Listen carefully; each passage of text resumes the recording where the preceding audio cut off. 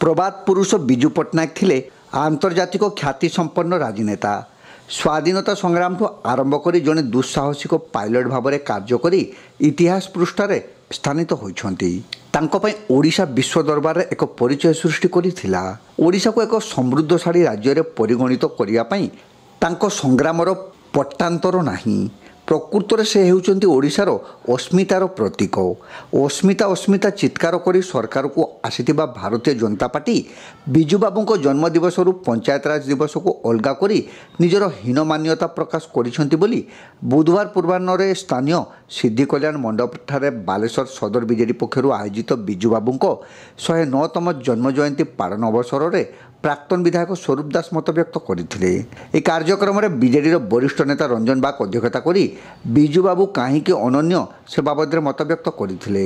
अन्य प्राक्तन जिला परिषद सभापति गिरीश चंद्र दास, रेमुणार प्राक्तन विधायक सुधांशु शेखर परिड़ा, बीजेडी टाउन सभापति सनत दास, उपनगरपाल कैलाश चंद्र सेठी, प्राक्तन उपनगरपाल मनोज कुमार राउत, सदर ब्लॉक बीजेडी सभापति बसंत पंडा, धीरेन नायक, नारी नेत्री तथा काउंसिलर मीना महांती, मिता पट्टनायक, राजलक्ष्मी चैटर्जी, दलर वरिष्ठ नेता अंकुर तोरई, श्रीरामपुर सरपंच लक्ष्मीधर जेना, जिला परिषद सदस्य सोनाली विश्वाड़, काउंसिलर संध्या राणी जेना, शेख आयुब, कार्तिक साहू, विश्वजीत महापात्र, काउंसिलर शोभा महापात्र, पूर्वतन काउंसिलर विश्वजीत महापात्र, सारथा समिति सभ्य मनोरंजन दड़ई, रायसुआ सरपंच अजित महापात्र, समिति सभ्य दीपक कुमार जेना, राजीव लोचन बेहेरा, सरपंच भारती तोरई, काउंसिलर कविता मुर्मू, काउंसिलर मिराज बानस, पूर्वतन काउंसिलर शाकिर खान, सानिया मुर्मू, देवाशीष दास, लक्ष्मीधर स्वाई, सुशांत शतपथी प्रमुख कार्यक्रम में जोगदे विजु बाबू गुणावली संपर्क में व्यापक आलोचना करने संगे संगे संप्रति महांगारे विजु बाबू प्रतिमूर्ति को भंगा घटना को तीव्र निंदा करते। शेष में छात्र नेता विभुदत्त परिड़ा धन्यवाद अर्पण करते। विजु बाबू जन्म जयंती अवसर में पूर्वाह्न 9 घंटा समय फांडी छक और पुलिस लाइन छक निकट में विजु बाबू प्रतिमूर्ति दलर नेतृवृंद माल्यार्पण करते। कार्यक्रम में सहस्राधिक बीजेडी साथी और समर्थक मैंने जोग देते। विजु जनता दल तरफ आज स्वर्गत विजु बाबू जहाँ को प्रभात पुरुष विजु बाबू आम समस्त जानी जन्म 109तम जन्म जयंती पालन करूँ। यही अवसर से महान आत्मा प्रति मुझे गभीर श्रद्धांजलि जनाऊँगी। विजु बाबू एभली एक जन व्यक्तित्व थे। से केवल ओडिशार सीमित नथिले, भारतर सीमित नथिले, से जड़े विश्व दरबार ओडिशार परिचय सृष्टि कर पारथिले। आज तांकर जन्म जयंती रे भारत, रशिया, इंडोनेशिया भली देश में आज तांको सम्मान दिया जाउछि। एवं विजु बाबूर जो अवदान विषय आम कथा कहबा ताले स्वाधीनता संग्राम पाखुर नहीं मॉडर्न ओडिशा गठन पर्यंत तांकर अवदान रही।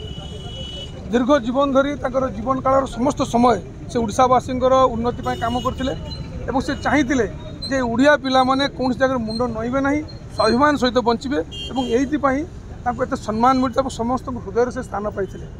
आज निश्चित भाव में विजु बाबूर जो आदर्श थिला आज तांकर आदर्श को आगु नहीं आमर पूर्वतन मुख्यमंत्री नवीन पट्टनायक महोदय निश्चित भाव में विजु बाबूर स्वप्न को साकार करते।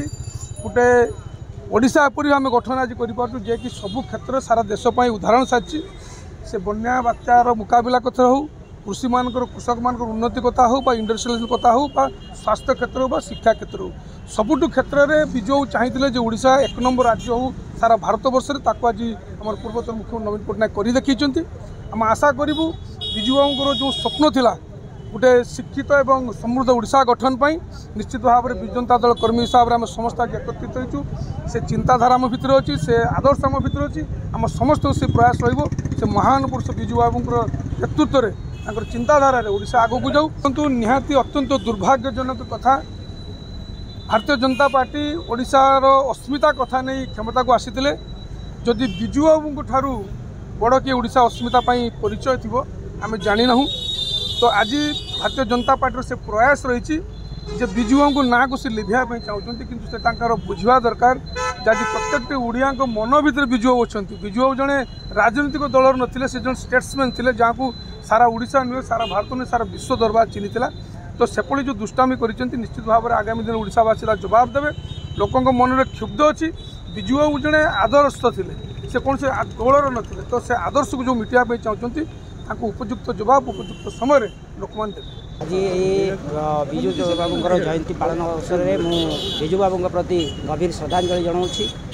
निश्चित भाव में सी विश्व दरबार आम ओडिया को परिचित करते सी होती झड़र ईगल जहाँ को नहीं आम गर्व करूँ।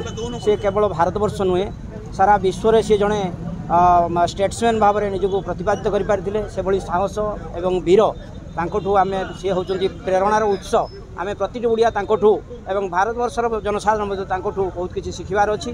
निश्चित भाव में आम यही 109तम जन्म जयंती अवसर में आउ थे मु श्रद्धांजलि जनाऊँगी एवं प्रणाम जनाऊँगी। बहुत बहुत धन्यवाद देवी।